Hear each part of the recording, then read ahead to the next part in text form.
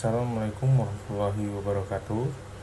Perkenalkan, nama saya Hendy selaku ketua dari kelompok 6 yang dimana anggotanya itu ada Denisa Maulan dan Silviani. Di sini saya akan membahas tentang sistem pengendalian internal yang dimana sumbernya yang saya dapat dari buku karya Mulyadi edisi keempat tahun 2010, yaitu tentang sistem akuntansi. Berikut daftar isinya. Yang pertama ada pengertian, kedua tujuan, ketiga unsur-unsur, keempat jenis-jenis, kelima bagan pengendalian, keenam langkah penyusunan, ketujuh siapa yang bertanggung jawab, kedelapan ada konsep yang salah, kesembilan yaitu pendekatan untuk merancang pengendalian internal. Pengertian. Sistem pengendalian internal adalah proses yang dijalankan oleh manajemen, dewan direksi, dan karyawan, yang dimana memberikan keyakinan memadai bahwa tujuan organisasi dapat tercapai. Fokusnya pada aktivitas dan efisiensi operasi, keandalan laporan keuangan, dan kepatuhan hukum. Yaitu tujuan sistem pengendalian internal. Yang pertama, menjaga aset dan kekayaan organisasi. Yang kedua, menyediakan informasi yang akurat dan andal. Yang ketiga, meningkatkan efisiensi operasional. Dan terakhir, memastikan kepatuhan terhadap kebijakan, peraturan, dan hukum. Selanjutnya, unsur-unsur pengendalian internal.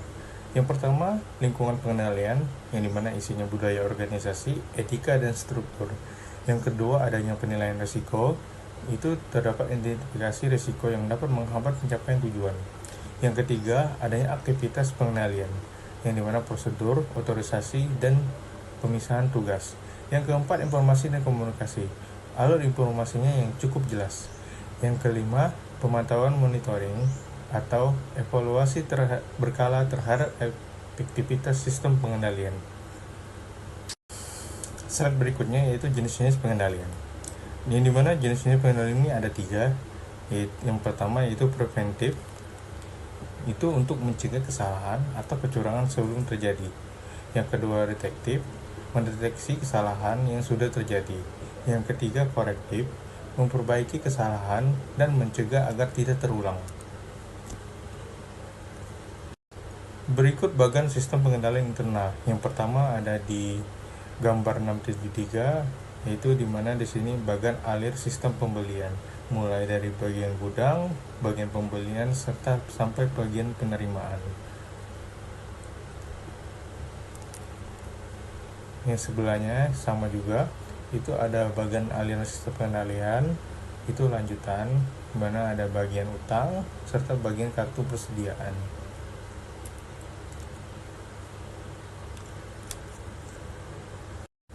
Lanjut untuk langkah penyusunan pengendalian internal, yang dimana sini mulai dari tujuan pokok, selanjutnya langsung ke tujuan utama, adanya tujuan khusus, yang keempat yaitu sistem SPI-nya, sistem pembelian, serta yang terakhir adanya unsur pokok sistem pengendalian internal. Lingkungan pengendalian. Lingkungan pengendalian mencerminkan sikap dan tindakan para pemilik dan manajer perusahaan mengenai pentingnya pengendalian internal perusahaan. Efektivitas unsur pengendalian internal sangat ditentukan oleh atmosfer yang diciptakan lingkungan pengendalian. Selanjutnya, siapa yang bertanggung jawab atas pengendalian internal akuntansi? Tanggung jawab untuk mengembangkan dan mengoperasikan pengendalian internal akuntansi yang baik dalam perusahaan adalah terletak di tangan manajemen puncak, karena di puncak merekalah tanggung jawab atas pengelolaan dana yang dipercayakan oleh pemilik perusahaan terletak. Konsep yang salah mengenai sistem pengendalian internal. Banyak manajemen puncak salah paham tentang sistem pengendalian internal. Mereka sering menganggap sistem ini hanya tanggung jawab direktur keuangan atau bagian akuntansi, padahal keberhasilannya membutuhkan dukungan seluruh direksi dan manajemen puncak. Selain itu, sistem pengendalian dalam pengelolaan perusahaan. Kesalahan lain adalah menyamakan sistem pengendalian internal dengan unit pengawasan internal atau audit internal, padahal keduanya berbeda. Pengembangan dan penerapan sistem pengendalian internal seharusnya menjadi tanggung jawab bersama seluruh manajemen, bukan hanya bagian tertentu atau konsultan luar. Selanjutnya, pendekatan untuk merancang pengendalian internal akuntansi, yaitu bertitik tolak dari dua tujuan sistem: menjaga aset perusahaan dan mengecek ketelitian dan keandalan informasi akuntansi. Pengendalian internal akuntansi dalam lingkungan pengelolaan data elektronik ada dua jenis, yaitu pengendalian umum mencangkup dokumentasi sistem, prosedur pengembangan dan perubahan sistem, serta metode operasi fasilitas data yang berfungsi menciptakan lingkungan kerja yang andal untuk aplikasi. Yang kedua, pengendalian aplikasi berfokus pada ketelitian dan kelengkapan data dalam aplikasi tertentu, seperti pembelian, penjualan, atau penggajian. Tujuannya agar pengolahan dan pembaruan data menghasilkan informasi yang tepat, lengkap, dan andal sesuai waktu yang diperlukan. Berikut ini adalah 10 pertanyaan dan juga jawaban dari kelompok 6. Nomor 1, sebutkan definisi sistem pengendalian internal. Sistem pengendalian internal adalah suatu proses yang dijalankan oleh pimpinan dan seluruh karyawan dalam organisasi untuk memberikan keyakinan memadai bahwa tujuan perusahaan dapat tercapai, terutama dalam hal keandalan laporan keuangan, kepatuhan terhadap peraturan, serta efektivitas dan efisiensi operasi. 2. Sebutkan dan jelaskan tujuan pokok sistem pengendalian internal. Di antaranya yaitu menjaga kekayaan perusahaan agar tidak disalahgunakan atau hilang, mengecek ketelitian dan keandalan data akuntansi, mendorong efisiensi usaha, mendorong dipatuhinya kebijakan manajemen. 3. Sebutkan dan jelaskan unsur pokok sistem pengendalian internal. Unsur-unsurnya meliputi struktur organisasi yang memisahkan tanggung jawab fungsional secara tegas, sistem wewenang dan prosedur pencatatan yang memberi perlindungan memadai terhadap karyawan, utang, pendapatan, dan juga biaya. Praktik yang sehat dalam melaksanakan tugas dan fungsi tiap bagian organisasi dan juga karyawan yang mutunya sesuai dengan tanggung jawabnya. 4. Berikan contoh sistem wewenang yang diterapkan dalam sistem pembelian. Contohnya, setiap pembelian harus dilakukan berdasarkan surat orderan pembelian yang ditandatangani oleh pejabat berwenang, bukan oleh bagian gudang atau penerima barang. Dengan begitu, adanya pemisahan fungsi antara bagian peminta, bagian pembeli, dan bagian penerimaan.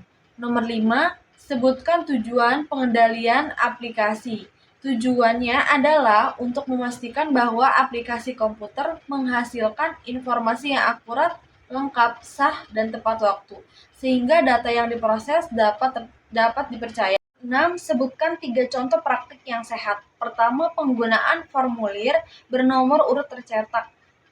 Kedua, pemeriksaan mendadak. Dan terakhir, setiap transaksi harus melalui otorisasi pejabat berwenang. Nomor 7, jelaskan 3 contoh praktik yang sehat. Yang pertama, formulir bernomor urut tercetak sehingga mencegah penyalahgunaan dokumen dan memastikan semua transaksi tercatat. Kedua, pemeriksaan mendadak.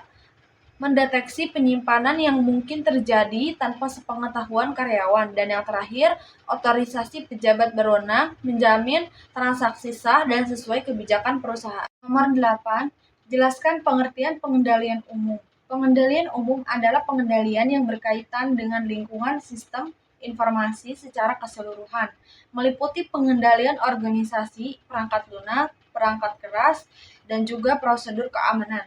Nomor 9, jelaskan pengertian pengendalian aplikasi. Pengendalian aplikasi adalah pengendalian yang diterapkan khusus pada program aplikasi untuk menjamin keakuratan data, masukan, pemrosesan, dan juga keluaran. Apakah prinsip dasar yang harus diperhatikan dalam menerapkan sistem pengendalian internal di perusahaan dagang? Prinsip dasarnya adalah adanya penerapan fungsi, penggunaan sistem, wewenang, dan prosedur pencatatan yang baik, penerapan praktik yang sehat, serta penempatan pegawai yang kompeten dan juga dapat dipercaya.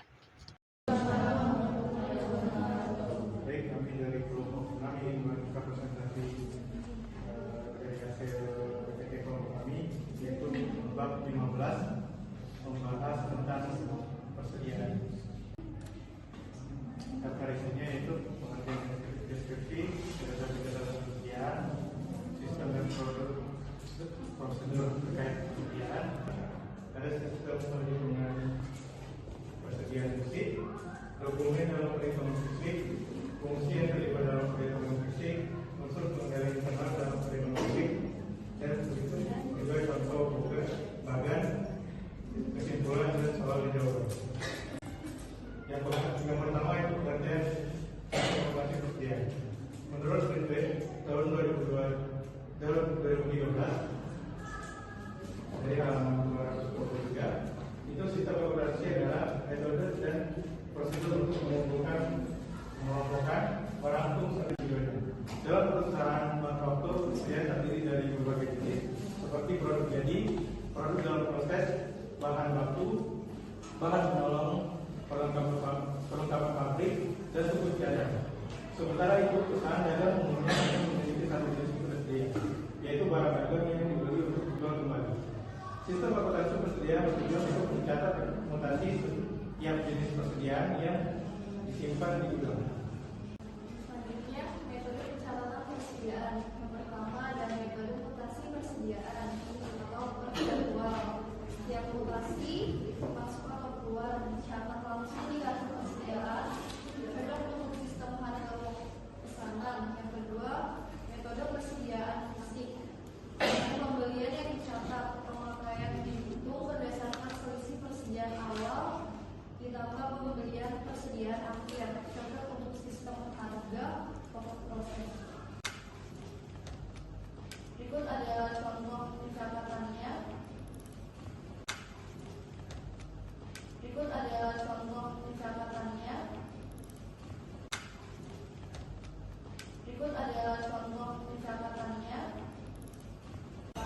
Prosedur pencatatan produk. Yang pertama berisi dokumen, laporan produk selesai, dan bukti memorial.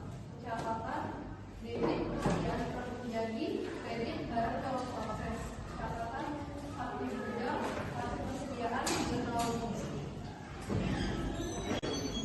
Sistem dan prosedur terkait persediaan. Yang pertama ada pencatatan produk jadi, yang kedua pencatatan HPP produk yang dijual, yang ketiga pencatatan dari penjualan. Berikut adalah contoh bagannya. Selanjutnya, prosedur pencatatan HPP produk yang jadi yang dijual. Yang pertama, dokumen, surat order pengiriman dan juga faktur penjualan. Yang kedua, pencatatan, ada debit, beban pokok penjualan, dan kredit persediaan produk jadi. Catatannya kartu gudang, persediaan, dan jurnal umum. Berikut contoh bagannya. Selanjutnya, prosedur data penjualan dan pembelian. Data penjualan, dokumen, laporan penerimaan barang, dan juga rekening kredit. Yang kedua, jurnal debit persediaan, kredit, beban penjualan. Data pembelian, dokumen, laporan penerimaan barang, dan memo debit. Jurnal debit utang dan kredit persediaan. Berikut adalah contoh bagannya. Selanjutnya, prosedur data penjualan dan pembelian. Data penjualan, dokumen, laporan penerimaan barang, dan juga rekening kredit. Yang kedua, jurnal debit persediaan, kredit, beban penjualan. Data pembelian, dokumen, laporan penerimaan barang, dan memo debit. Jurnal debit utang dan kredit persediaan.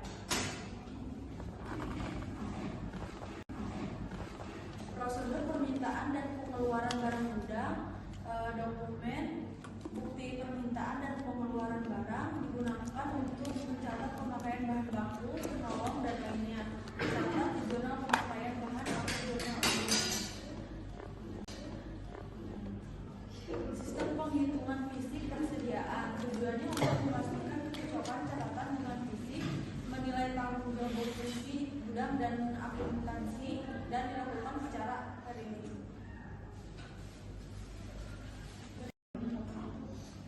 Berikut adalah contoh bagannya. Berikut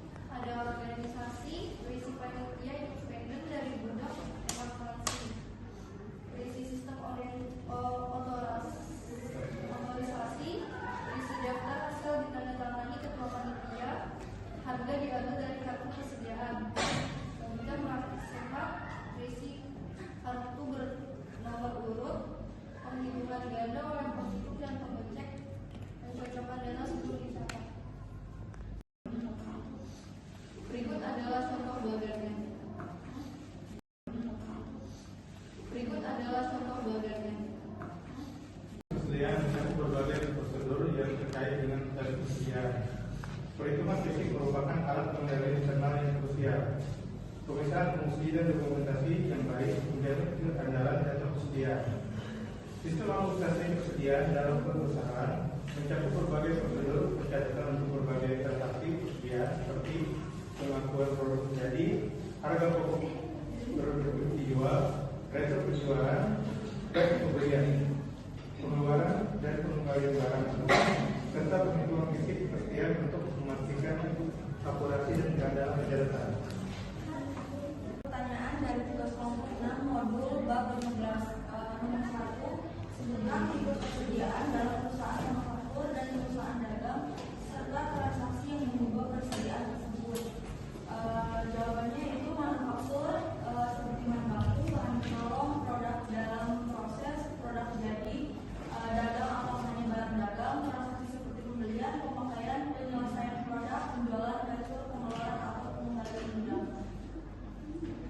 Nomor 2, sebutkan dua metode pencatatan persediaan dan jelaskan perbedaannya.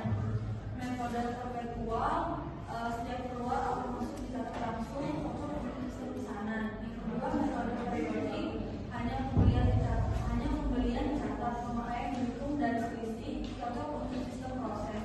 Nomor 3, sebutkan dokumen sumber yang digunakan dalam prosedur pencatatan harga pokok produk jadi yang dijual dan jelaskan fungsinya. Jawabannya dokumen isinya surat order pengiriman dan faktur penjualan. Nomor 2, fungsi dasar pencatatan harga memastikan barang keluar sesuai pesanan. Nomor 4, sebutkan nama dokumen sumber yang digunakan dalam prosedur pencatatan produk selesai dan jelaskan fungsinya. Jawabannya dokumen isinya laporan produk selesai dan bukti memorial. Fungsi mencatat perpindahan dari barang dalam proses ke produk jadi. Nomor 5, sebutkan nama dokumen sumber yang digunakan dalam prosedur pencatatan harga produk jadi yang dikembalikan oleh pembeli dan jelaskan fungsinya. Jawabannya dokumen isinya laporan penerimaan barang dan kredit, fungsi dasar pencatatan data penjualan dan pengembalian persediaan. Nomor 6, sebutkan nama dokumen sumber yang digunakan dalam prosedur permintaan dan pengeluaran barang gudang dan jelaskan fungsinya. Dokumennya berisi bukti permintaan dan pengeluaran barang, fungsinya mengontrol pemakaian bahan, menjadi dasar pencatatan pemakaian persediaan. Nomor 7, jelaskan tujuan dilakukannya penghitungan fisik persediaan. Yang pertama, dan menyampaikan catatan dan kondisi fisik, mengevaluasi tanggung jawab bagian gudang dan akuntansi, alat pengendalian internal agar data persediaan akurat. 8, sebutkan nama dokumen sumber yang digunakan dalam sistem penghitungan fisik persediaan dan jelaskan fungsinya. Pertama, dalam untuk penghitungan fisik, mencatat jumlah barang secara langsung, daftar hasil penghitungan fisik berisi rekap hasil penghitungan, bukti memorial, dasar penyesuaian jurnal. Yang ke-9, sebutkan rincian praktik yang sehat dalam sistem pengendalian internal terhadap sistem penghitungan fisik persediaan. Berisi kartu bernomor urut tercetak, penghitungan dilakukan ganda, data dicocokkan sebelum dicatat. 10. Sebutkan rincian sistem organisasi dan prosedur pencatatan dalam sistem pengendalian internal terhadap sistem perhitungan fisik persediaan. Jawabannya yaitu 1. Hasil hitung ditandatangani kedua belah pihak. 2. Harga persediaan ditarik dari kartu persediaan. 3. Penyesuaian dicatat berdasarkan